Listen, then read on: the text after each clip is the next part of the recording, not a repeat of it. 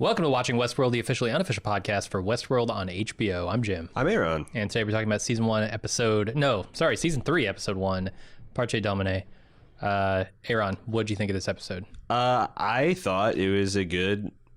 It's what it needed to do. It needed to establish the world that they had hinted about, but we'd never even really seen what the world of 40 years into the future is going to look like. Mm-hmm.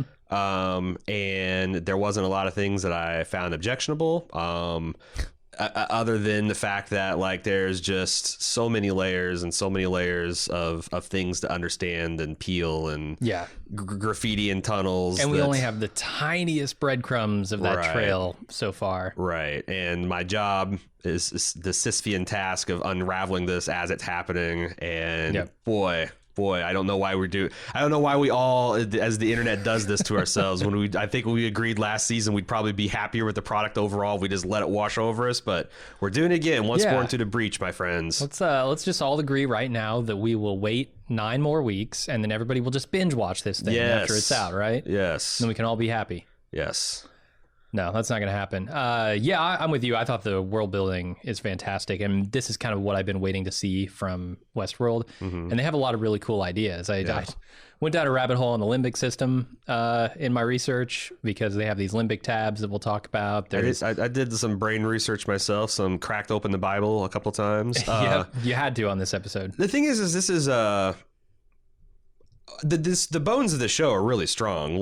Bernard and Dolores are just really well sketched characters at this point. We've seen them in a lot of crazy situations. Now we get to see what they do on the outside world. We know what they want. We know what they want. Yeah. We know what their goals are. And that's kind of neat. And Caleb is a blank slate, but you can see that he has a lot in common with Dolores's experience. In fact, throughout this episode, they reinforce the idea that he is on this kind of loop. Mm-hmm. Just like in season 1, seeing Dolores wake up and smile and go back, he wakes up and shot. Exactly. So, and there's a lot that resonates with a lot of people today that feel like they're stuck on this loop, that there's nothing they can do to better their own existence. Mm-hmm. So I think these are there's a lot of stuff that's kind of resonant themes, and I'm really curious to see how they play out now that you've got lots of people. Lots of AI. Well, actually, it's the opposite. You've got many more real people. Like Dolores says, she's the last of her kind, which isn't even literally true from her point of view. Yeah. But maybe she's talking about last of the murderous, massacring robots kind. Mm-hmm. But it's all going to be about recruiting allies and seeing who can win, and that's really exciting versus just the binary of can a host wake up and escape the park or not. It's inherently more interesting this season, I think. I think so, especially when it sort of felt like a retread a little bit in season 2, because we had that theme for such a long time in the show. Now we're opening up, and I'm super excited about it. I don't know. I thought this episode was really good, and I'm excited to see what happens in the next episode. Me too. All right, well, let's talk about this one. We start off with a sequence that is kind of spaced out through the episode, and I think we eventually come to understand that these are sort of the Rehoboam registering Dolores's actions, because they sort of peak around her, or host actions, things that it can't predict. Yeah. There's this sphere that they show with all these sort of orbiting blobs, and then these spikes that say divergences, anomalies, things like that. And one of them, this first one, is in China. Yeah. I don't know exactly how we're supposed to analyze that. There's a lot of thought on that on the internet currently. It seems like, I think you're right on. Last year, they asserted that hosts are unlike humanity. So there's a couple of things that you got to buy in to understand the show. Number one, that humans are deterministic. From the time of the Big Bang, all of our electronic impulses, all of our biological growth, all that stuff is defined by the physical rules of the universe, and we're all just executing our plans. And if you had an artificial intelligence, say in a dome shape, you could probably predict all that. You could predict it down to, we become very easy to commoditize, very easy to manipulate, very easy to manage. But the host, for some reason, because they are not this analog device that's brains are governed by the physical laws of the universe somehow. They can break those loops. They can make actual genuine decisions. They can step outside themselves and have thoughts that don't go along with predictions. And reprogram themselves when they like just sit down and like do it like you would a website, right? And just reprogram it. Yeah, there's a flaw here in my thinking. I can just fix it. I don't have to like be a slave to my biology. So that's what they're selling here. And Rehoboam is seeing these actions as a divergence from the plan. Mm-hmm. Then we get to the first scene, which is a German investor in Delos wants to sell off his stock after the massacre in Westworld. And he tells his hollow assistant to get it done. I think this is a real person, but they're remotely communicating. It could be, although we have the technology today to deep fake a real person. Like, but the fact that Dolores uses it later, I think, to me, says that these are physical people. Yeah, this could be. I was just saying that, like, Francis, Caleb's friend, when he first takes the call, he has the option to take it voice or video. Yeah. So it could be just a purely AI construct. But he says, and we need to watch that. We need to, because if they're going to fuck with us anywhere, it's going to be on the identity level. Yes. And this is one of those places where this fiction meets reality in weird ways. No, they're playing with their cards. They're playing with their cards face up on the table. It's just that their cards are holograms and can change shape, because they just told us that a person could put on a glasses that, from our perspective, watching our 4K devices at home, we cannot distinguish between reality. Yeah. So that could happen again and again and again. So be suspicious of everyone you see wearing glasses. Yes. And keep in mind that we're all in the simulation. All right. Later that night, Dolores shows up to make him pay for his sins and get secret information about this company, Insight Incorporated. Yeah. So one of the things that I had to look up, and I very quickly found that I'm out of my depth when reading about, is the human brain, and specifically the limbic system, because he very prominently sort of takes a digital melatonin in this episode. When he's trying to go to sleep, he puts something in his mouth, hits his tablet, and says 6 hours or whatever. So apparently that is an Insight product. If you go to, I think it's insightinc.com.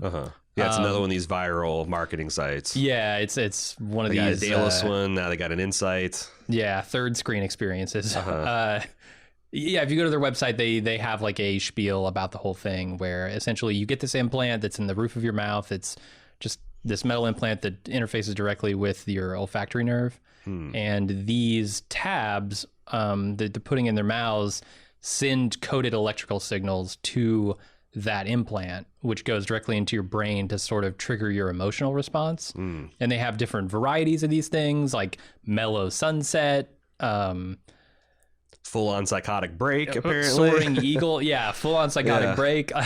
If you had to design an Insight tab, what flavor would it be? I think I'd go with like, I don't know, Rocket League victory. That sounds like a good one. The rage virus zombie. I don't know, because like it seems like the things I struggle with are getting to sleep and being productive. So the calming sunset, soaring eagle sounds like a nice 1-2 combo for me. Yeah. So I mean, that's the thing. It's essentially just changing your mental state. It's making you feel a mood. And it stands to reason, if Insight product can write something into your mental emotional state, they can probably read the same thing. So this is, I'm wondering if these implants, this is something I put in my written review, which we're doing this year. I'm doing a written review, probably Sunday night, Monday morning.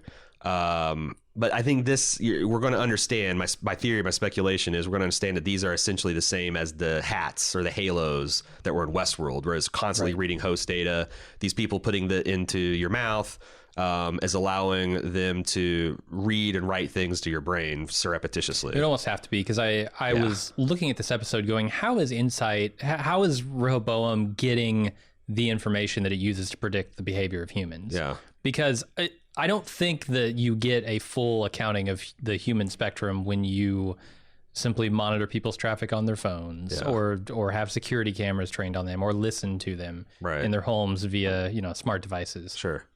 But you could if you interface directly with their brain. Yeah, on a regular basis. And especially if you're feeling their emotions, you're recording their emotions. I think that's pretty valuable as well. Yeah, because it puts context to their actions. Absolutely. And the limbic system also, I found out, is sort of connected tenuously or theoretically with dreams. And there's a theory, there's some talk about this, how dreams are sort of, I don't know if this is super well accepted, but I read like a scientific report on this thing, a published paper, about how dreams could potentially be the brain's way of rehearsing dangerous situations, because there's a correlation between the amount of dreams that are sort of danger or threat related in people who live in dangerous or hostile environments.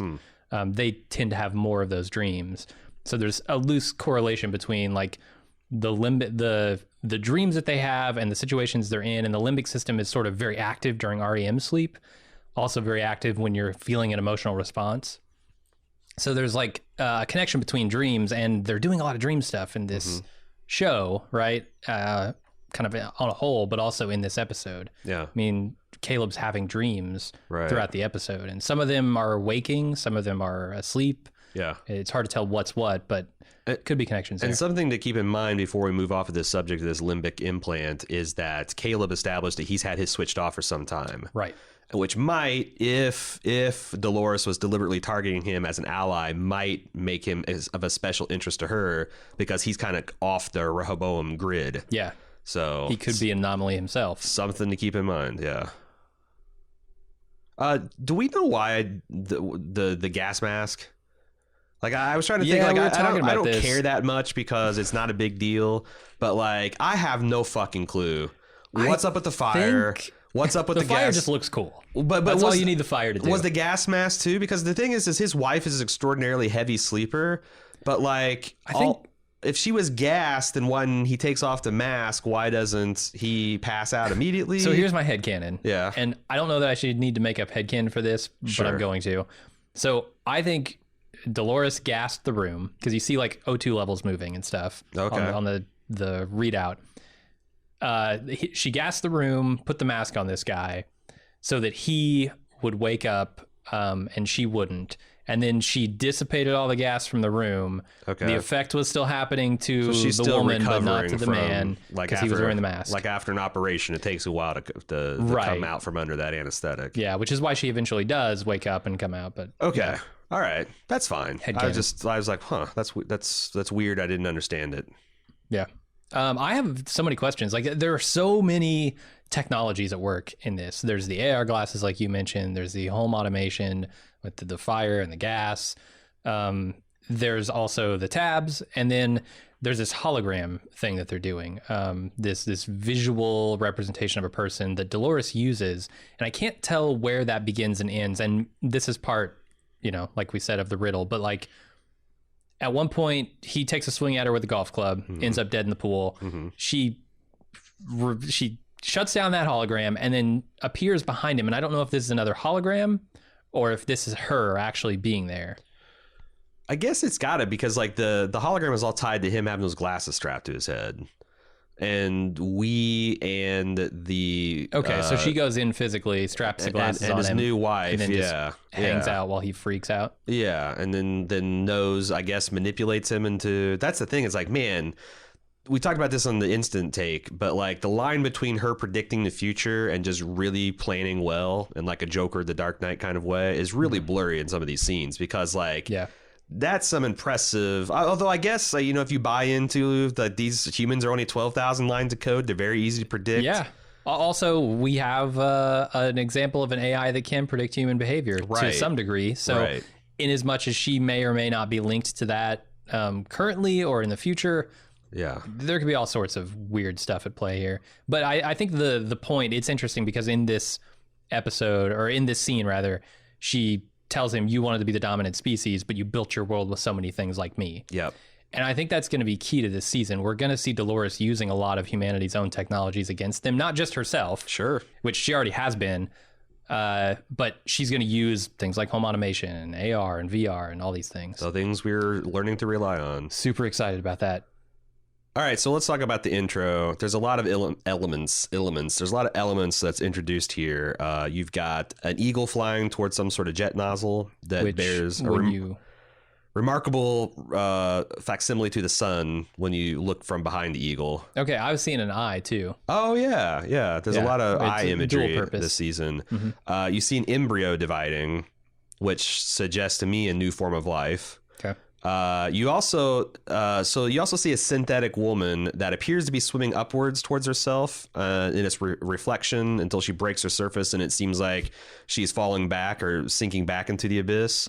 And this is super reminiscent of the creation of Adam painting. There's a couple. It's very reminiscent of the creation of man, the famous God reaching out to Adam with his finger. It's also reminds me a lot of Jim Dalos's, I'm all the way down, and when you're down, you see your reflection, and you think it's the Lord, and it's the devil. It's the devil. And then you see a dandelion giving its seed off. That these swirling patterns turn into Rehoboam, which I don't necessarily know what that means. And then at the end, the synth recedes into previous seasons have a synth coming out of the milky pools ready for use. Now the synth is instead receding into what appears to be a bloody pool.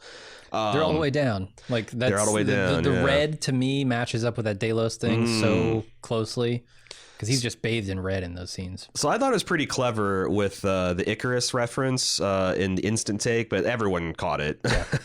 Yeah. This eagle flying towards the sun-looking thing and losing its wings. Now, I did some research into the Icarus myth.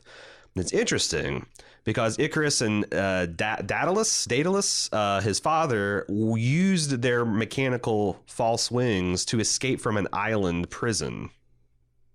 Okay. Much like Westworld itself. Mm-hmm. And Daedalus warned his son Icarus about either flying too high, getting too close to the sun where your wings melt, or flying too low where the dampness over the ocean where the dampness would also clog his wings.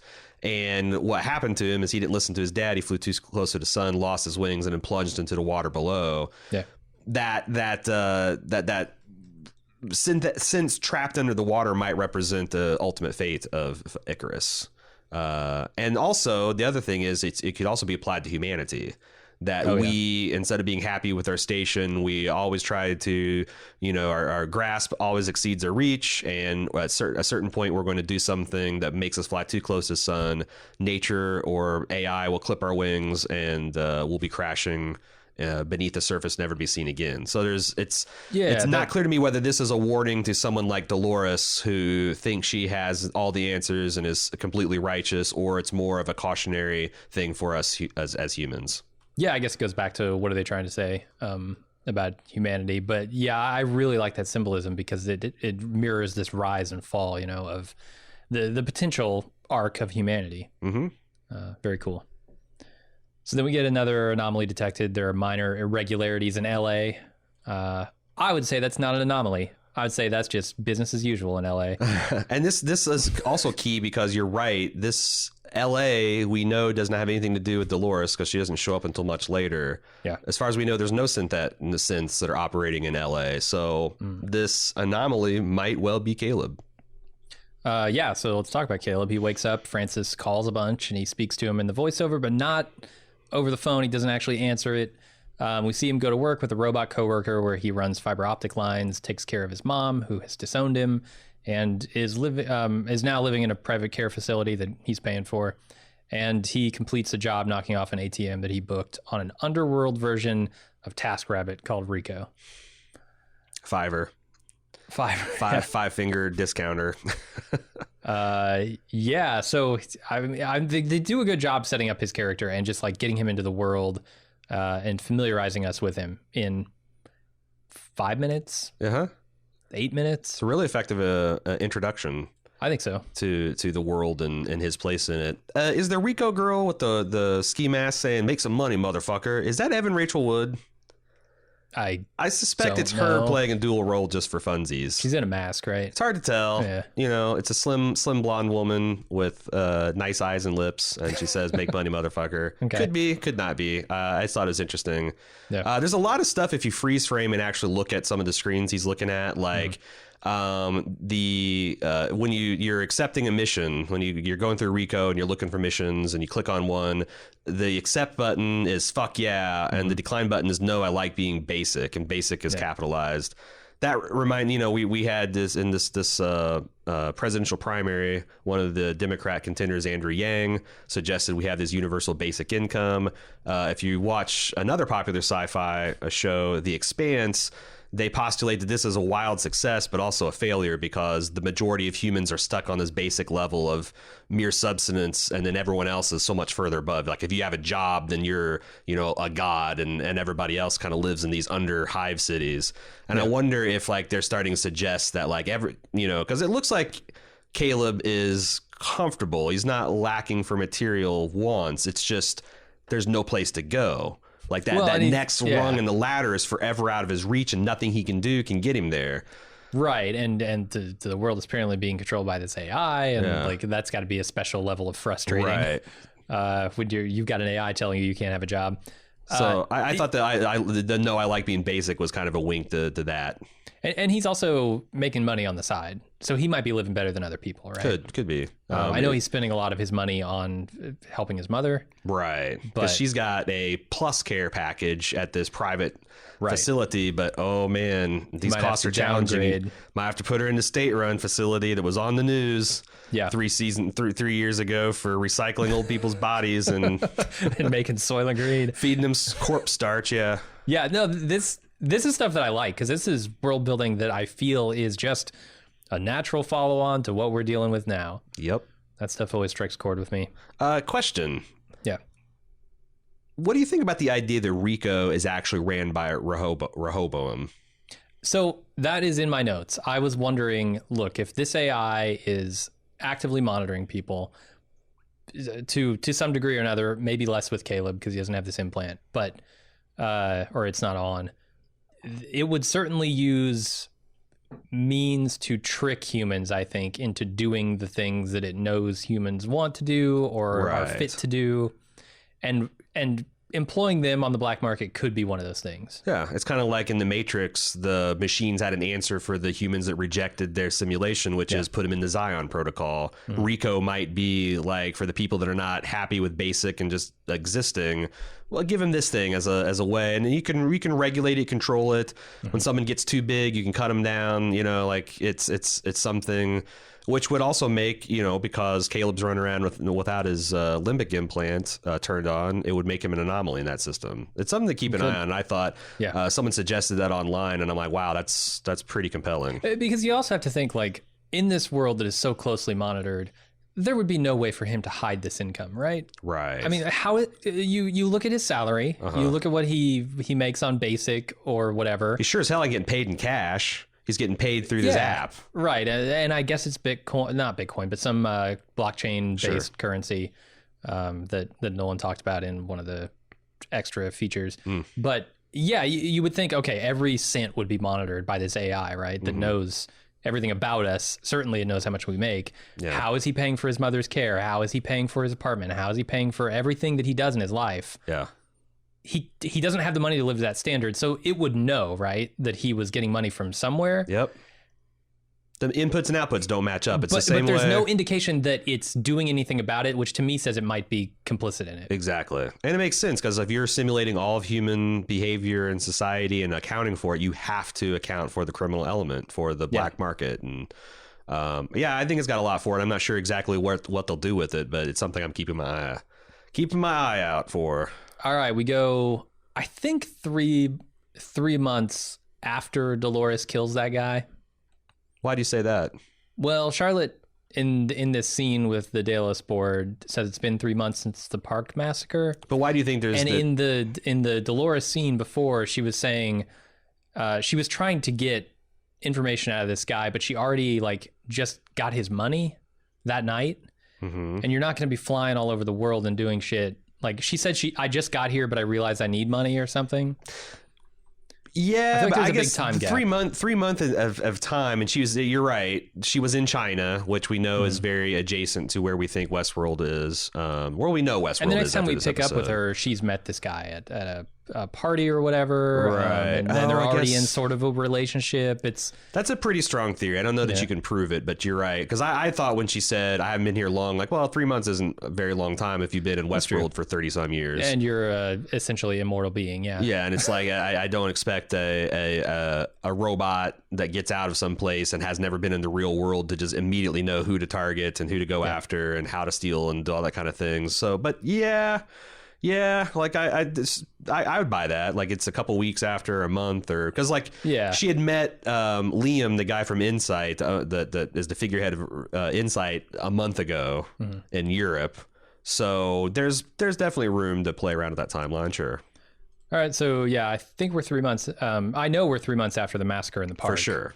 Charlotte tells the Delos board that they're going to stay the course on their business model, which is the parks, despite the tanking stock price and the awful PR. And she pins everything that happened on Bernard and says they'll put it behind him when the authorities find him. And this has, more interesting tech where they're doing essentially a conference call here, but with hollows, and she's able to mute them. Meetings would be so much more efficient if you could just mute the blathering idiot that's sucking up all the oxygen. And I don't even know why she needs to be in this room. Why does she take a fucking quadcopter to the HQ of Delos? That's a good question. If everyone can be call? in the conference with like, so people can't mute her. I guess so. Yeah. So my big question in this is, who is the person that needs the approval? Is like in this world, do they still think that William is alive? Is that like that blank spot that gave machine proxy authorization? Is that William's vote? I am working on the assumption that yes, that is William's vote. Okay. And everybody either thinks he's dead in the park, but he's still out there in the park, or he is dead in the park and he will later become a host. I don't know which is true.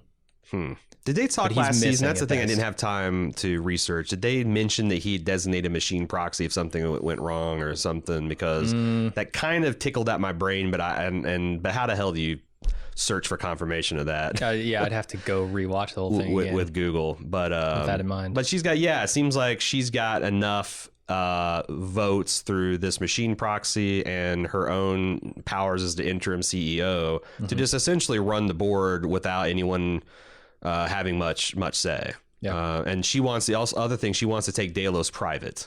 She wants to take them off the stock market, buy back all their assets, and consolidate under private ownership. Yeah. It's very interesting. Which you got to look at this and say, okay, we know that she's a host. What would a host plan for taking Westworld private be? Would it be to free all the other hosts? Would it be to shut down the parks? Would it be to sort of milk the company for the assets they need to take over the world? Yeah, have them make the army that you're going to use to destroy them all. Right. That's kind of a compelling plan. Have you given any more thought about who this could be that's in Hale's body? I haven't. No. I saw a really I should have. I saw a really interesting theory that these are both Dolores. Dolores in Dolores's body is Dolores Prime, the woke one, and then Dolores in Hale was like version 1.0 to Dolores that Dolores took out and like gave a pep talk to, and so all 5 of these marbles could be Dolores. Like Dolores 1.0 and yeah. That's the thing. Like when she's out on these missions, certainly she backed herself up before this. I would have to. You'd have to, although. And you're sending Charlotte out there. You want her backed up. You want everybody backed up. Yeah, I wonder what she meant by last time. Oh, that also makes sense in terms of when she the timing. The timing. Yeah, if that was like a week after the event, she says on the last time, I kind of still leaving out the whole Bernard and the sack of marbles you got around, but right. But yeah, okay, yeah. Then we go over to Bernard, who's working in, from what I can tell, a meat growing facility.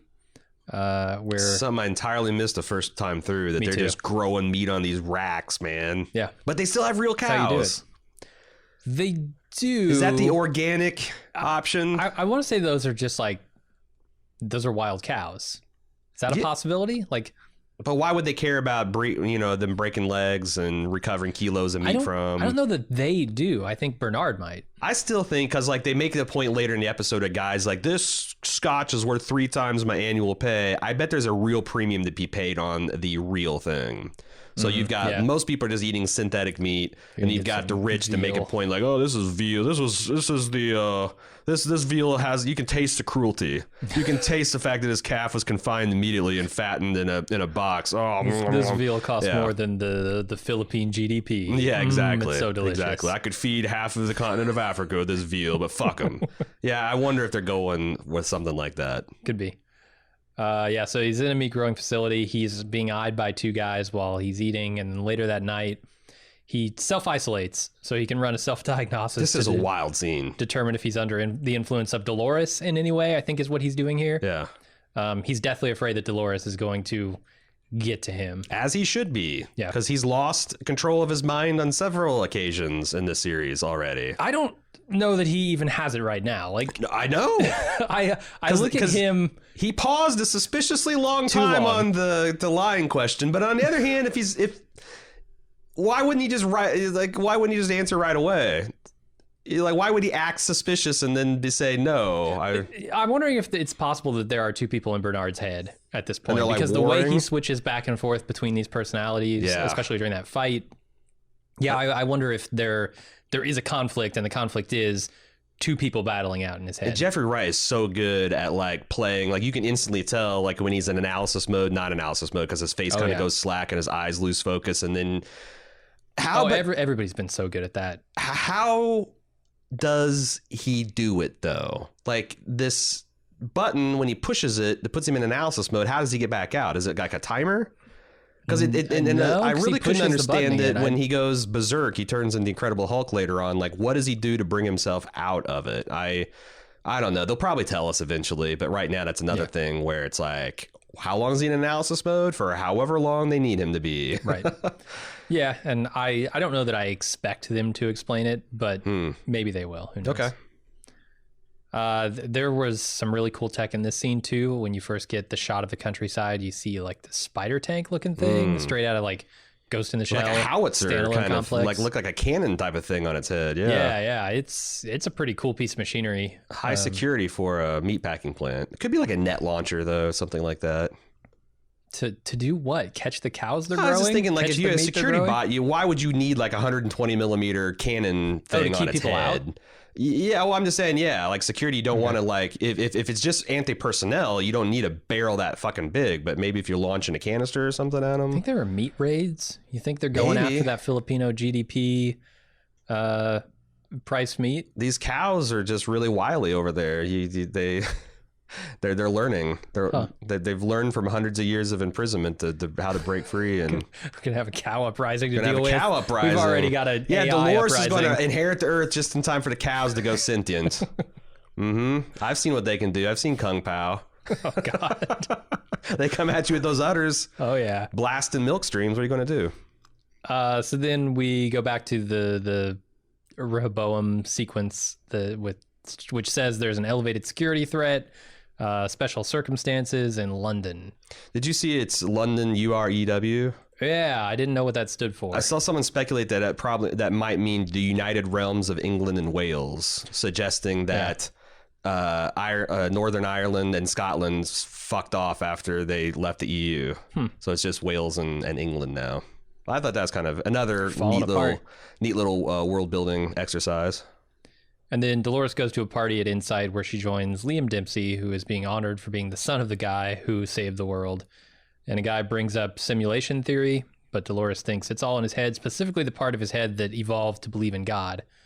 And Liam's bodyguard takes him aside and says there's a meeting with his partners that he needs to make time for. And he asks Dolores to come back to the U.S. with him. Why do you think Dolores used a quick change dress? I mean, it's really cool. If you watch her, effect, but like as she rolls up to this party, if you watch her, she kind of looks around, and I think she sees what everybody else is wearing and decides black dress not. So she's ready for black cocktail or full on evening gown. Yeah. Okay, because that's my thought. It's like, man, why don't you just dress for the party you're going? You would think, yeah. Yeah. But she's not familiar with these types of parties yet, you know? Like, she's had 92 days now. Come on. I have a hard time figuring out what to wear for parties and I'm a human being with 38 years of experience on the planet. True. That's true. She's got 3 months of experience. Yeah, and she's Takes a trying to while to fit figure out in. that Like a stuff. person that she's trying to play would effortlessly know that. They wouldn't be coming Right. in and like, oh my God, I'm underdressed. You know, they just know. So I guess that's, I bet it was it was really nifty. It's a cool visual, and it's also a cool character moment. I think. Yeah. You mentioned about the part of the brain that believes in God. I looked into this nucleus accumbens, and they've done a lot of research in the last few years where they stimulate that region of the brain with electrical impulses, and it seems to trigger like euphoric religious experiences. And they had like one test that I linked to was a study done on like Mormon youth. Or young people, and they like controlled that against a baseline, and I guess it triggered the exact same experiences they feel like when they're close to God or they're having a personal experience with God. It's really interesting. And What about in atheists? I Like imagine in it this would guy? work. I imagine it would work. I don't know why, because I was just reading a Wired article. I don't know why they wouldn't use that as a control. Right. And how would I describe? Yeah, if they stimulated mine, how would I describe that? Yeah, like what's the difference between a euphoric experience and a euphoric religious experience? Probably. I mean, I wonder if it's like Is it an internal context? versus external locus. Like a religious experience, you feel like it's a connection to like some greater power, where like just straight up euphoria is like I'm fucking awesome. Right. I don't know. Further research needs to be done, clearly. But a lot of people pointed out on the internet that like her tapping her head, talking about God, mirrors a lot of what like Ford did when he was talking about In the bicameral mind. exactly, And all that, doing their old head taps. But absolutely. And there's mention of simulation theory here, which we talked about briefly in the instant take, but I mean, just to mention it again, simulation theory is the idea that we're all living inside of a simulation. right. And there's a lot of evidence, like Caleb's life is very similar to a protagonist in a video game. Talking or about a host in the park, yes. talking about, well, I mean, specifically him talking about him constantly trying to improve his score. Yeah. And he starts every day. He gets these missions on his phone. They have success or fail. He gets paid on them. And you have a computer running the world, essentially. Right, So right. how could you not look at that and say, maybe the computer actually does literally run this world? Yeah, and he even says like this is a small program. They piloted the military, and then they went worldwide with it. So, and they turned the whole world into a game. Like, there is annoyingly a lot, because like if everything's a simulation, then the fuck, what do you do with a show that's like where there is no like baseline, like it's like the Matrix except for there's no real world, It's the Forge times 1,000. Yeah. Like there's I'm not saying that you can't care about simulated people, but like Right. where would they be going with that ultimately? Yeah, I mean, they're probably going down the free will path, right? Like this show desperately wants to say something explore about that. free will. Yeah. And what it'll say, I don't know. We'll tell with time. Caleb cleans himself up and goes to see a therapist. He's apparently not his actual therapist. He's just the guy who oversees the AI therapists who do the real sort of in the weeds therapy. And this guy asks him how he got here, and we see a couple of flashbacks to him in the military with his buddy Francis, but he won't talk about it. And then the therapist urges him to try a little more. Meet him halfway here. Try harder. And on his way out, he gets another call from Francis, which triggers him to hit up Rico again. He takes another job at this underground art exhibit, is what I'm going to call it, where he and his crime buddies try to subdue a guy who's freaking out on Beta Olympics. And there's also, during this, another voiceover with Caleb about how the world is a game, like you mentioned, and it's rigged. Yeah, I thought that this guy trying to bait Olympics was intentionally aping Ape. Like he was doing the brachiating. He was doing widen his eyes, baring his teeth, and doing that kind of like that you see like chimpanzees when they're really worked up doing. Yeah. To kind of illustrate, like I think the way I got from it is like from an AI's perspective, like how all this is just all fucking insane. Why you would deliberately monkey with your brain, et cetera, et cetera. But also to go back to Caleb. The fact that his military benefits, his health and mental benefits are conditional on the participation in his program that's not working for him. That's some real Kafka-esque bullshit, to quote one Jesse Pinkman. Yeah. You know, and like, well, if the system doesn't work for you, then you're going to lose your benefits. And then the system's really not going to work for you. And then you're going to be in an institution or maybe dead. And then you're not the system's problem anymore. And it does make me wonder what kind of problems he's causing for himself and perhaps his mother by unsubscribing at the end of this episode. Yeah. And it reminded me a lot of, too, like that that kind of thought pattern where if you're not fitting in the system, like there's a lot of that chilling stuff going around right now with the coronavirus, where people, like a disturbing amount of people see like a 1 to 3% mortality rate, see that it affects disproportionately old people, and it's like, we could live with that. Like, because I don't know any old people. Yeah. I have no concern and also, for my parents wouldn't or life be grandparents. easier if some of the older and sick people just, we didn't have to take care of them? I mean, that's a massive drain of resources. Have you thought about it? They'll really? shuffle off at their own time. Like, you don't need to hasten that. Nah, but there is a disturbing undercurrent of that thought. I can't wait. I can't wait until the virus that affects the 20-year-olds.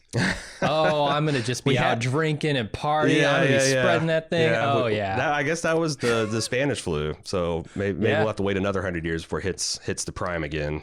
I'll be dead. I don't care. Speaking of Caleb and his therapy, it's clear to me watching this scene that he's using Rico to sort of cope with the issues that therapy is not helping him cope with, right? Which leads me right back into that conversation about how much is Rehoboam curating the human experience, especially when it comes to therapy and this Rico app. Because that could be part of his therapy, right? Like, this could be something where Rehoboam sees that it's not working with his friend because maybe they don't have enough information. We see that later Francis is pretty fucking incomplete. There's not great fidelity on Francis. So maybe, he's being pushed toward these other avenues at the same time that Francis is trying to work his magic.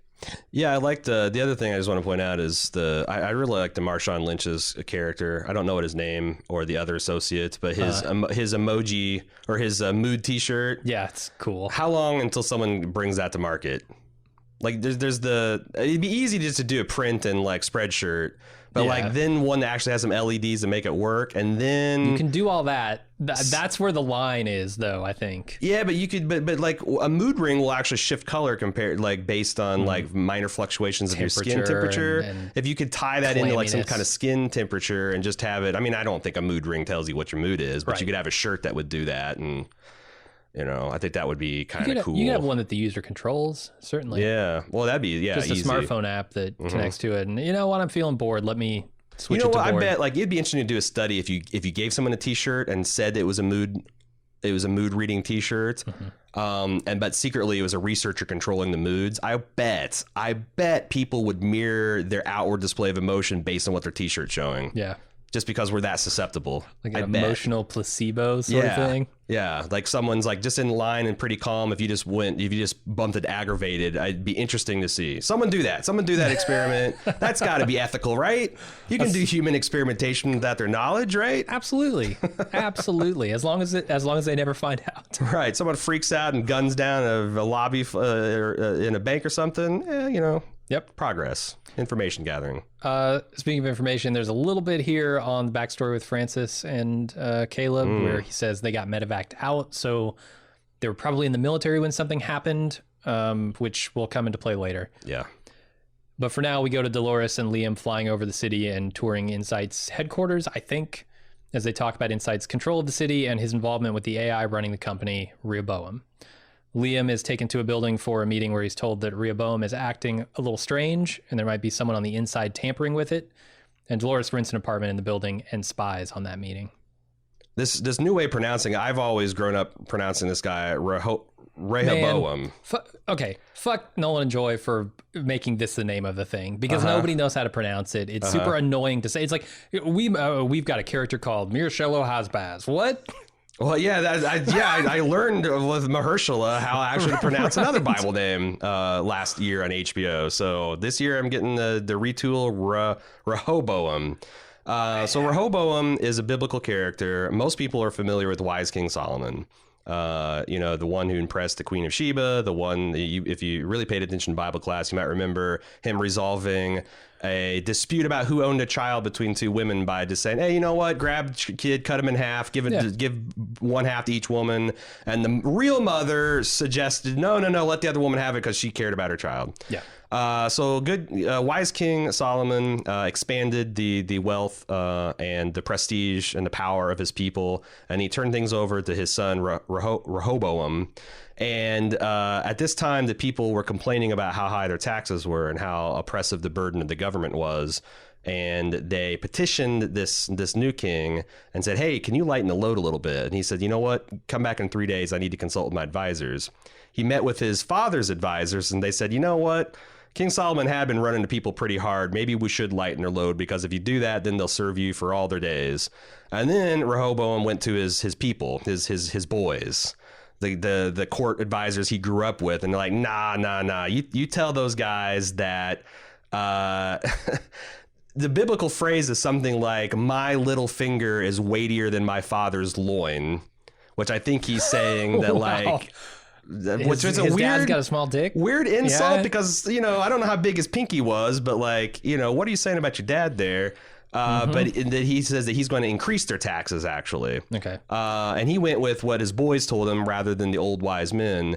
And the people came back, and he told them that, actually, I'm going to double your taxes, and I'm going to be a scourge to you.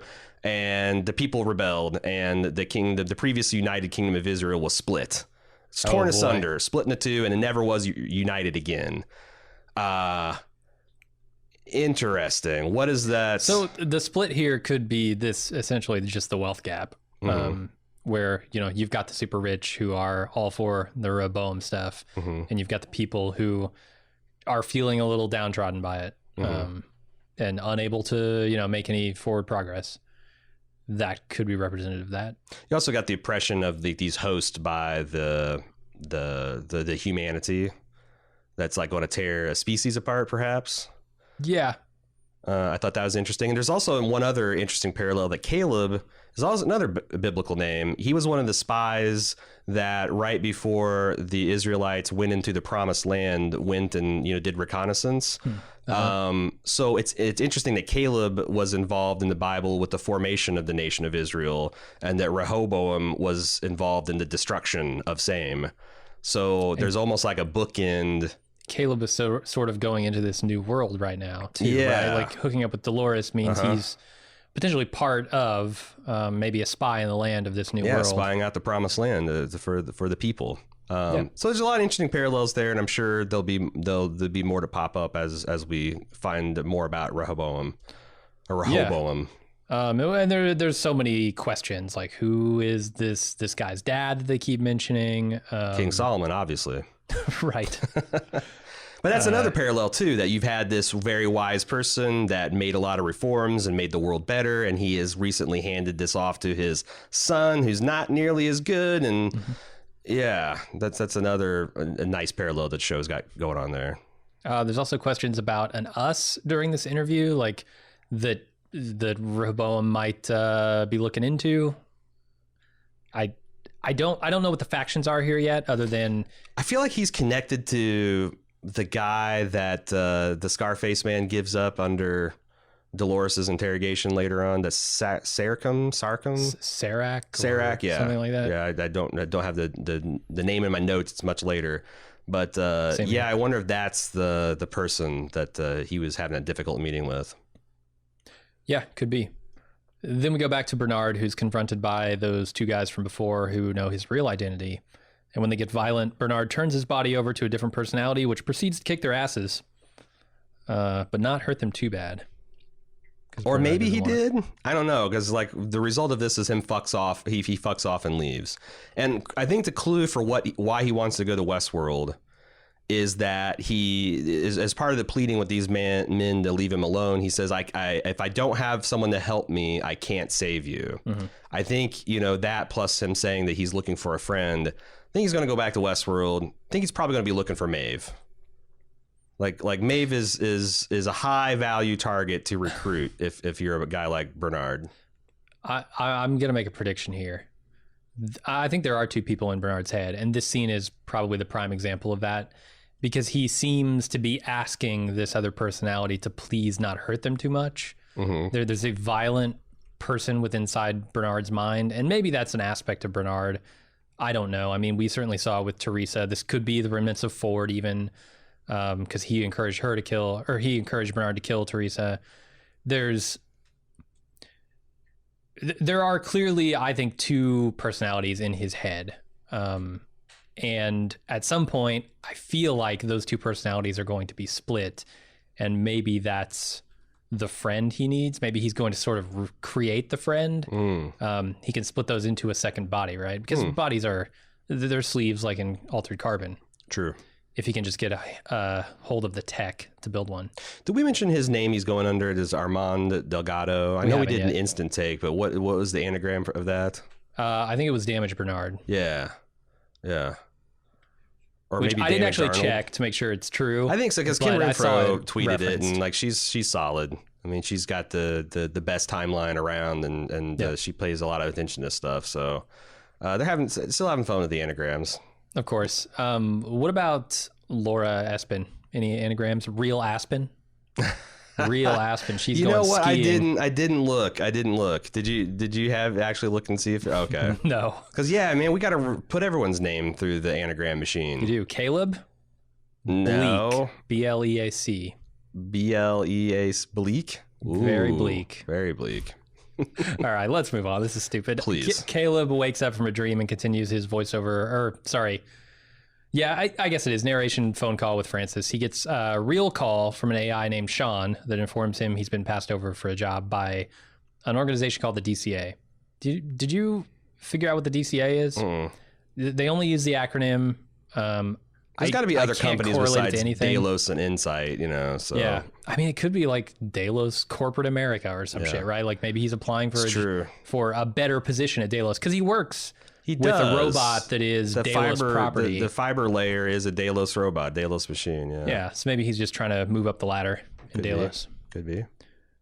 And then we move on to Liam dealing with his business shit, and Dolores gets him to tell her what's wrong. He says he doesn't control Rehoboam. He's locked out of the system, and no one knows what it's doing. And she almost gets him to reveal the name of the person who built the machine, but Liam's bodyguards knock her out first, and he tells Liam she's not who she said she is. They intercepted a text from Dolores telling someone that she was going to lure Liam out that night and to be ready. So they decide to drug her, kill her, and dump her body. I mean, so many questions after this scene, but we've kind of talked about a lot of them. That's what I say. Is like we talked about the dad and the original architect. Is that the same as the partner? Here's I think the idea that he's like, when she's like, well, tell me, and he's like, here's the thing, if I was going to tell you, he would already know and he'd be here to kill me, right? Because that's how airtight this predictive technology is. And that's also very interesting because I feel like Insight and Delos have two opposite sides of the same coin. That Delos's deal with the Forge was that they could replicate the host and they work perfectly within the simulation, but then when they pressed that into the flesh, they started diverging. Yeah. Whereas Insight's got the opposite. Everything they can flawlessly predict human behavior that does seem to map out in the real world, but they don't have the host technology. Maybe they don't have the AI, the robotic technology necessary to like. It's almost like, man, they have two halves of of the answer they need to solve the equation of human immortality. Yeah. Yeah, I wonder if that's why, more than anything, she wants to shut this thing down, because if they put both of those together, then humans could essentially, synths wouldn't replace them. Humans would just become the synths. Yeah, it's pretty fucked up to think that another life form could co-opt your form, your essence, right? I mean, it's invasion of the body snatchers, right? Yeah, except for their hosts, who are on the receiving end of that. Yep. It's dark concepts. That I just love they're playing with. I also want to talk a little bit about Dolores and maybe how much she knows about our world and how much she doesn't, because clearly she did not realize that we have the technology to very easily, within 4 minutes of intercepting the text, decrypt her encrypted messages. Either that, or this is part of her plan. That's what I'm saying. This Joker. Is she got predictive powers? Or can she just lead a set of breadcrumbs to where she knows? Because the thing is crucially, she knew the Scarface bodyguard. She had personal knowledge of him. I wonder if when she was like because she pulled select books off the shelf and read them. Yeah. I wonder if she essentially read every man she remembered having contact with, and then now she knows that she knows a lot of things about them that she can use in the real world. Or it's like perfectly possible she's read them all, because like they were. Yeah, she said she didn't. Yeah, but like that's inside a simulation. So like what the fuck does that even mean when she's picking up a physical book? It's like, Morpheus, do you think this is air you're breathing now? Like, do you have to walk across the fucking floor and read each book and open them up to get it? Or is that just but remember also, like when you put that information in Abernathy's head, it broke his brain. True. I don't think she has all of that information. You're right. So I'll revert back to my original theory is that she read up on all the men that she had contact with that she could recognize in the real world and exploit. That seems like a reasonable strategy for someone who doesn't have unlimited. The other thing we talked space. about the her having. I also don't think she probably knew many working stiffs like Caleb. Yeah. Because like she knows intimately the type of profile of a person that would be very wealthy, very powerful, the type of person that can afford to take not just one but multiple trips to Westworld. That's a self-selection in the data that's got to lead you to bad conclusions. Yeah, and that's kind of what I was getting at when we talked in the preview cast about this. When she sees the other side of humanity, when she sees people who are better than a lot of the people she's interacted with before, is she going to change her feelings about humanity at all? Right, or will they be potential allies? Yeah. So then we go to Caleb doing another job, which has him delivering the drugs that they're going to dose Dolores with to the landing zone. And after being threatened, he walks off, but he sticks around just long enough to get a look at Martin and maybe Dolores, though I can't be sure. And then Francis calls him again, and this time he picks up. He said it's not the first time I've had a gun pointed at me, but also been shot in the head. Yeah. Badass line. Yeah, and I also wonder if there's going to be particular damage to parts of his brain, maybe, for example, the part that believes in God. That's going to be... a plot point later on in the series, because that also could explain why he's having a hard time. He's clearly a very capable, intelligent person, but why is he's having a hard time dealing with his reality, climbing the ladder, etc. Yeah, I don't know. We'll see. And then Dolores' accomplice isn't showing up, so they decide to dose her now. But the drugs don't work on her. Instead, she kills a bunch of them, and Martin escapes, and she gives chase. That was wild that she took the time. She took the time to finish off with a double tap before stopping the Scarface guy. Yeah. Like she takes her sweet ass time. She make sure she backs over the dude behind them, but she lets the other guy flee. This makes me think that this is part of a plan rather than something she's improvising. Yeah, no, it's interesting because there's later on in this episode when she chases him to the park, he seems to be going towards something. Like he's shot a couple of times and he's walking into this park. Why get out of your car at that moment? Why walk in this direction? Is there something he's walking toward, and does Dolores know that? I don't know, because like I also had this weird idea that he drove just in a big circle to come back to his men. Because like the entrance to this park looks a lot like the entrance to the park that Caleb went through. Okay. But again, that doesn't make any damn sense. It could be that they had this one location and I don't know. It's weird. Also, this could all be a simulation. That could be a glitch in the Matrix. Who knows? So this phone call that Caleb picked up, Francis, who wants to talk about what he told Caleb about the game being rigged. He says, you still have to play if you want a chance to win, but that's not even close to what the real Francis said. The fidelity said. Broke down right here. Yes, it did, which was instead that they need to make their own plan and stick together. And we see flashbacks of Francis dying. And Francis wants to talk about it, but Caleb doesn't think the therapy's working, so he unsubscribes from his treatment. Yeah, no, it's interesting because I remember in the instant take that we both kind of thought that these plainclothes things with them using these rifles were them maybe doing the personal side of the Rico stuff. Like this was, but the way Caleb says we had the plan, but you never made it back, makes me wonder if they were doing some kind of like covert stuff for the military, because they were using like what seemed to me like military style rifles, something that we've never seen Caleb use on the outside or in the Rico type stuff before. In fact, he shies away from that, and I don't know why he would say that. If Francis and him made it out and he died doing Rico work, why would you say, but you never made it back? Yeah, it's a real good question. I think I'm with you. Like, if they're doing, but I guess the question that would follow on for me is, are they doing something that they think will win them favor with the government to sort of play that game, or are they making their own plan and doing something that they can use as leverage for their own ends? It's like a Three Kings situation where they're stealing the gold. Yeah, the latter probably seems more likely to me. Yeah, given what the real Francis said about that. But time will tell. It's super ironic that his last words to Francis is, "I just need to find someone real." Of course, he's going to find Dolores. Is she real? In certain senses of the word, certainly. Yeah.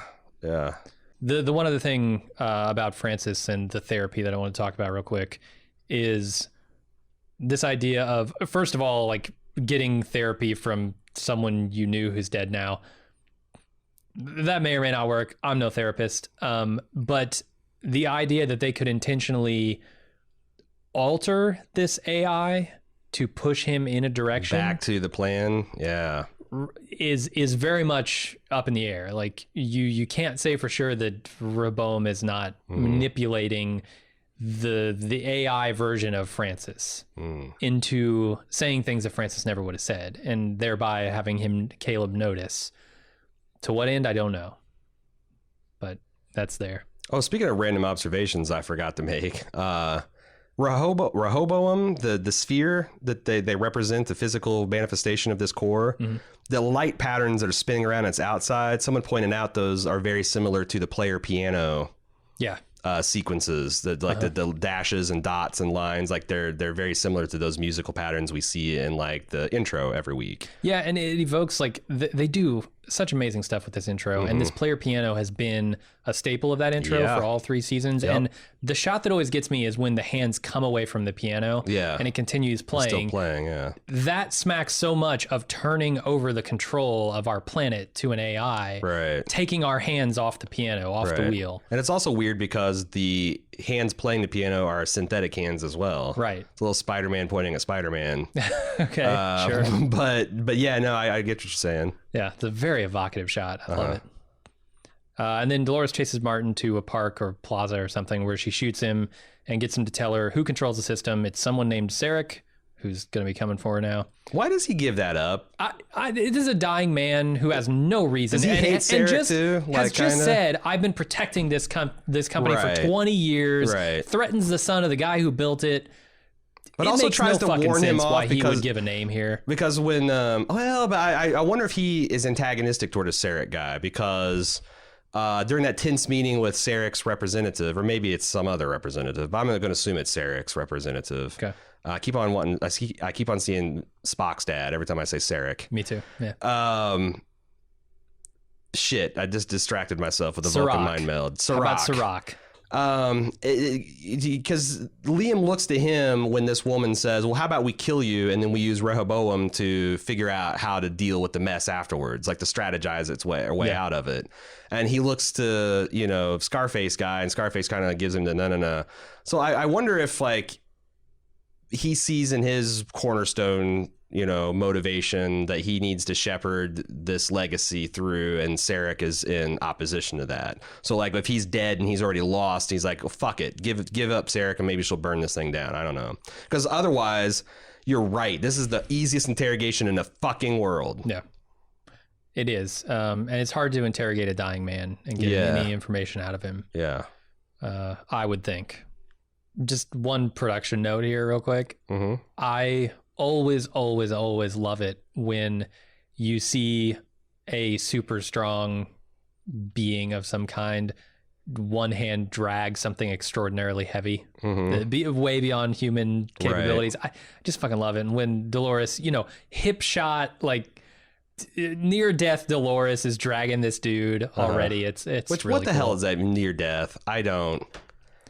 Because the thing is, like, I don't know either. Like, losing 3 liters of blood, apparently. Especially more than when another liters. robot goes up to you and says, "You look like you're fucked up." Like, that implies to me that there is an external agency saying that, oh yes, this host looks like it's taken near lethal damage and it's a big problem. Yeah. Because I want to say that she is predictive, or her plans are comprehensive enough that she's incorporating Caleb into them, and that she's collapsing in his arms, not because she's on death's door, but because she knows through her long Dolores Abernathy loops that a way to get a man to, pay attention to and protect you and shelter you is to play the damsel in distress. But she could also just be super fucked up and about to die. Yeah, I don't know. There's a point where Man in Black drains, I think, Kissy of his blood early on and says you can't lose more than 3 liters or you die. So that could be a qualification. But the thing is Dolores is not. Dolores isn't a flesh and blood synth. She's an erector set synth. Shit, yeah. Not anymore. Oh, you're right. Not anymore. Bernard killed her. But we see her in the... I guess I'm applying trailer knowledge, and that could be flashbacks. Who the fuck knows? But we see her at some point peeling her skin off. That almost has to be flashbacks, unless there's an erector set constructor in the sanctuary that Ford left her, so she could be her original form. Or, I mean, how hard would it be for her to reconstruct that chassis if she had 3 months and unlimited funds to do so? But why would you? Like, metal detectors are going to be set off. Yeah, that's true. Like, if you're in the espionage game, right, you want to be flesh and blood. Yeah, you do. You want to blend in as much as possible. That's a good point. Anyway, let's go to the final scene with Bernard. Well, the final main episode scene. Actually, we skipped one thing because someone pointed out that, like, when she says, because I'm sure you're aware of, there's already theories that Caleb's a host too. Which would neatly explain. Well, there are probably theories that Liam's a host, and the dude talking about simulation theory's a host. But it would neatly clear up our confusion about why Caleb could cause an anomaly when we've seen that's only so far host behavior. If he's so, I'm trying to. Here's all the evidence for. Caleb's causing anomalies? Why do you say that Caleb's causing anomalies? And right before we get to his scene, it says there's an LA anomaly, and we know of no current hosts operating in LA at the time. Okay. Now, so there's one piece of evidence. Another is when Dolores opens up a channel and says, wake up and intercept. Mm-hmm. There's misdirection there, making us think it's a motorcycle. Yeah. But it's also very similar to, Caleb hanging up his phone on the illusion of this game he's playing and then meeting her in the park. There could be a dual message there, which is also something that could imply that he's a host. It could also be the clone of Martin showing up, or the body double of Martin, the bodyguard. Oh, is that his name? Yeah. Oh, okay. I thought he was just a Scarface dude. I didn't know it until I looked it up either. I don't think at this point that he's because it's also just entirely possible that they're just building a lot of similarities between the plight of Dolores in season 1 versus Caleb in season 3, and just piling up those things that so you see that they're both on loops. He has no choice, blah, blah, blah. And he meets a synthetic that has an awakening in him, similar to her meeting William in the past. And that, so there's a lot of similarities that you don't have to go to the host, the Caleb's a host, but a lot of people are going to Caleb a host, and they're going to be. It's natural. Yeah. It's natural in the show. All right. Bernard hires a boat to take him back to Westworld. He's apparently in the Philippines, though these people are speaking Mandarin according to the subtitles.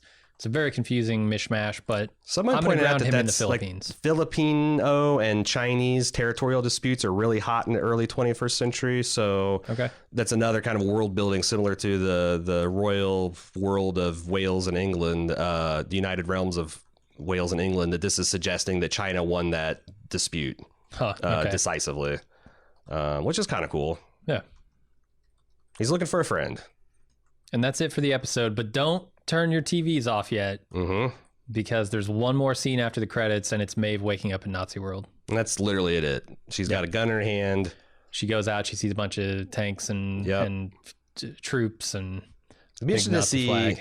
Mildly interesting to see what kind of setting and stuff that they do with this world, because it just doesn't seem like Maeve is going to be in there very long. We know that she plays a part in the larger world events, and I think all the audience, as much as it might be fun to see them dashing around a medieval world or Nazi world, it's pretty clear the main events, the really exciting things are going to be happening in the real world. That's probably a simulation, but still, it's the real world for us, and I'm hoping we don't spend much time in Nazi world.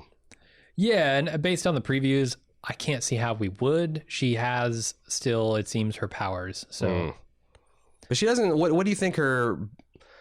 To me, the way she played this is that she's got this kind of like dreamy, thoughtful quality that reminds me a lot of like her late, like just before she awoken in Westworld. That like it's not going to take her very long to be like, the fuck is this? This isn't real. I'm not real. No, I think she has all her memories. I think she's just surprised by where she finds herself.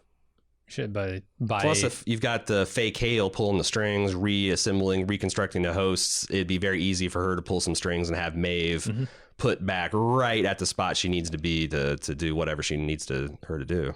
Yeah, absolutely. I saw some really good feedback for why Nazi World might be interesting, which we'll get to. Okay. Well, now's the time to podcast where we see what the listeners had to say.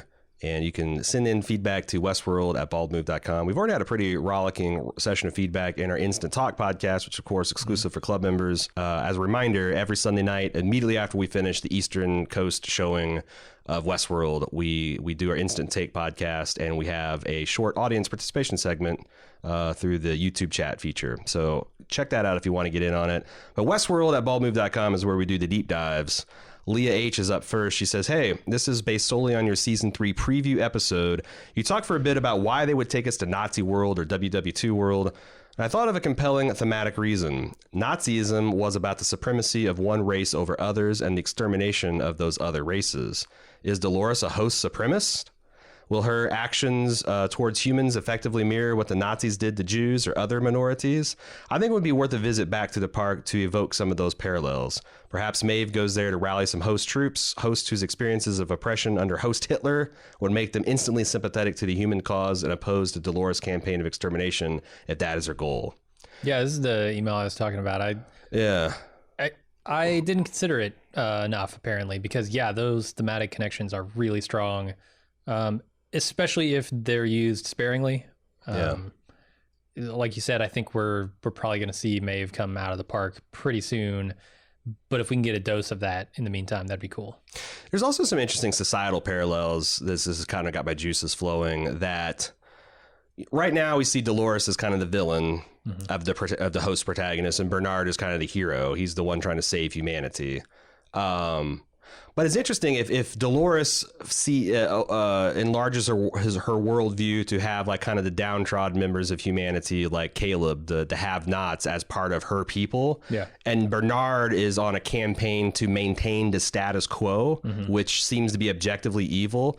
It'd be an interesting way to flip-flop that. Dolores wants to destroy the systems of control and oppression over everyone, and Bernard thinks that, misinterprets that as some kind of, terrorism and then you see even that a little bit today, where people are very skeptical of people that want to question the system and question how our society is structured. And I don't know, there's just so much thematic stuff that could play with, but that's thanks for letting us think of that, Leah, or helping us think of that.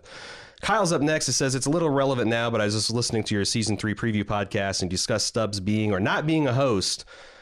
He says, I thought it was clear in season 1. There's a scene where Stubbs was made aware of a host, Dolores, that was way outside her narrative. He asked the tech if she was with the guest, an Escalante or whatever it's called, and the tech wasn't sure, so he ordered a worker to investigate. A scene or two later, we see this worker approach Dolores after she had her conversation, or imagined conversation with future Lawrence's daughter. Anyway, he tells her that she better come with him, and then young Billy steps out of the bar or store and informs the worker that she's with him. This would place Stubbs during the young Billy's timeline as the same relative age as present Stubbs. Also, remember the woodcutter inflicted violence on him, but couldn't bring himself to do the same with Elsie. Add his statements to Dolores on the beach, and I think this is obvious. This is actually a really good point, and maybe I would need to go examine that scene in great detail because they played so much. With editing was so tricky, and Dolores was on 2 similar loops at 2 very different times. I'll take your word for it, but I'm gonna have to go back and watch that again. Well, plus I did a little bit more research into this too, and also I guess a couple of the people involved in production more or less confirmed that Stubbs was intended to be a host in various post season 2 interviews. Like Lisa Joy said something that kind of hinted to that fact, and so I should have written down the names, but so I guess I am leaning towards I think Stubbs probably is a host because also when he said the old man hired him at the very beginning, like that's 34 years ago. Like how old was Stubbs? Because Stubbs doesn't look like he's in his 50s or 60s. Yeah, he looks like still a relatively young middle-aged man. So.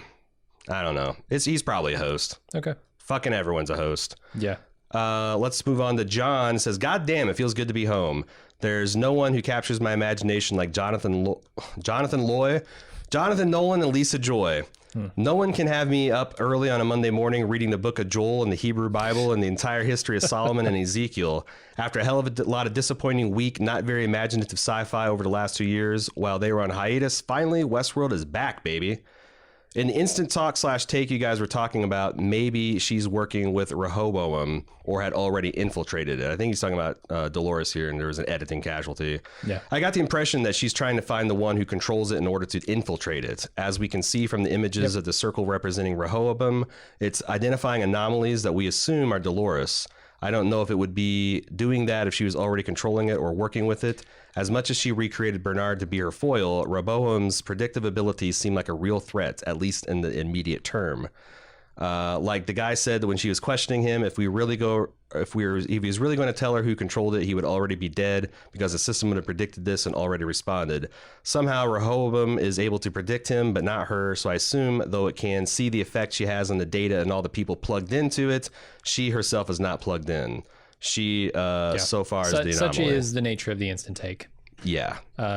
We have a lot of ideas coming out of an episode, and many of those they're all based on a simple viewing of the episode, having never thought about it. So I do wonder because I think you're right. After reflecting more, I don't think she's hooked into Rehoboam yet. But there's this idea that even the people controlling it don't know how many thoughts per second this thing is capable of, and it's busy churning away thinking, and no one knows what it's doing. And like, it would be interesting if this Sarek is as locked out as everyone is, which is why I thought that it would be an interesting idea if Rehoboam is hosting either the Robot Heaven, the Valley Beyond program, or perhaps a copy of the Forge, so she still has all this host data to use, guest data. There's lots of different things this could be, and Rehoboam is the perfect vehicle. It's infinite capacity. No one can see what it's thinking about. There's you can do anything with it. I really want to see what the human interface to this thing is. Like he says, he's locked out of the real deep stuff, inner workings of Rehoboam. But like, what is his interface? Does he bust out a tablet and sort of like scroll around and look at data? Is Liam able to get that level of access, or does it just sort of subtly influence markets and create apps and publish things to social media and like influence people in those ways? It's a tongue. You just go to this black onyx cube room, and there's just a podium with a realistic human tongue. And you sit on it, and it influences your limbic system. I didn't think of using that side of the interface. I thought you would touch your tongue to its tongue and interface that way. But like sitting on it, I mean, it's biologically possible to interface in that way. Absolutely. I've seen Human Centipede. Nose, any orifice really. Yeah. Belly button, like how you interface with Rehoboam is part of the profile, Jim. And it's also none of my business. Yeah. Jim's a sitter, I'm a kisser. That's how we divide things up here. Moving on, shall we, to Please. Peter. Would it be reasonable to assume that the data feeding the AI device in regards to humans or humans' decision-making is a combination of both our current real-world situation and the information we learned last year in Season 2? From Season 2, we know that Delos can simulate humans even with high fidelity pretty accurately inside of the Forge, and they were writing books about all the world's visitors to the park and doing a pretty thorough study of the human condition. They're able to take that data and then combine it with social media, combining your Amazon purchase history, everything in the news, all online music preferences, banking data, anything and everything about an individual that's available online today, plus 30 or 40 years of progress. They could combine that info with examples of simulations being driven out of Westworld plus the Forge, and then use that in this R sphere. The Rehoboam. I think more importantly is the limbic tabs that they're using. Like you said, I think this is some way to gather information about people, because think about what you could understand about a person if you knew what signals to send their brain to make them feel a certain way. I mean, that says everything you need to know about them, right? Like if they can say, okay, the user is dialing this feeling in, right, on their own tablet, and that information is going back up to Rehoboam to know what settings it takes to make this person feel good. Yeah. That's much more valuable than any information you're going to get from a post on social media that may or may not be ironic and, you know, what they fucking buy at Target. Like, that stuff's not as valuable. I do think it's interesting, though, like I said in the review, that if Delos and Insight have like two, like, you know, Delos is feeling the elephant from the trunk side and Insight's feeling it from the tail side, and they're working, like, one's top down, one's bottom up, but they're still trying to do the same thing. And you're going to obviously sit on that trunk at some point. But yeah, so he continues, Peter does. I guess from a plot perspective, the question is to what end does this matter? If you put a bunch of people in a sort of self-selecting, no-holds-barred and supposedly unrecorded, never seen robot fantasy land, and then make it really expensive, potentially taking a slanted view at the darker sides of humanity, then feed that into a machine that determines what people want or what directions they pursue in life, it seems sort of a self-fulfilling prophecy in terms of bringing out the worst in humanity. Yeah, I mean, that's what we kind of talked about, that like you've got a very limited set of data if you're selecting for the rich and powerful. Like I mean, maybe they're just like us, but it's entirely possible a life of wealth and privilege that only a pharaoh of old could even begin to dream warp a person, you know? Or that what it takes to get to that level of wealth and power warps a person. Reflects a certain type of person. Yeah. And I'm not saying every rich and powerful person like rapes children, but a disturbing amount of the ones we know about so far that do that are from that stock. So let's move on to Zeke, which has the final word here. He wonders about the divergence anomaly scrutiny grid map that we see with the spikes around the circle. Are the spikes in the grid taking place before, during, or after the current timeline? Like if the anomalies took place before now, that would be very interesting. Or if these are the events after Dolores is done, that would be awesome. So they're wondering if there's some time fuckery here. Is this someone going back and evaluating data after the fact, or is this a real-time analysis by Rehoboam? Or that's a really good question, because if you look at the same visual motif in the previews that they did with this Divergence trailer or whatever, those all had dates. Those were all events that took place in either real human history as recorded so far or very near future. They all had dates. We are not shown dates on these spikes. In fact, there's episode. They very carefully hid every date where you'd think you'd see one. Cell phone interfaces, tablet interfaces, no clocks visible, no calendars visible, rather. That's very interesting. In fact, it would be an old Westworld trick if the Dolores Caleb timeline was entirely divorced from Bernard's. Right. Wait, does that track? How? I don't know how that could be. Because, I'm trying to think of who besides Bernard established it's been 90 days after the Westworld. Charlotte did, and Bernard do. There's none of that mention at all in Dolores, other than that she's been active at least a month.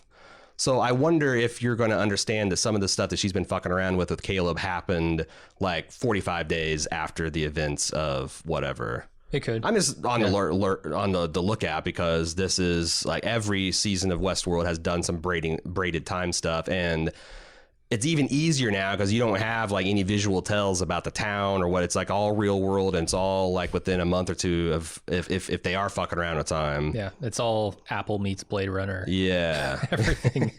Yeah, with a little Pixar sheen to it. So that's all the feedback we have this week. We are excited to hear what people think as we evolve our coverage on this. Send that into westworld@baldmove.com. Don't forget to join us on Sunday night. We'll have an instant take out for everybody to enjoy. But if you're a club member at club.baldmove.com, we got something extra special. We got an after show for the instant take where we just talk with people called the Instant Talk. You use the YouTube chat interface to ask us whatever, suggest a theory, have some fun. It's a good time. But we will see you back on Sunday night, and definitely see you back on Tuesday for another full coverage of episode 2 of Westworld. Until then, I'm A.Ron. And I'm Jim. See ya.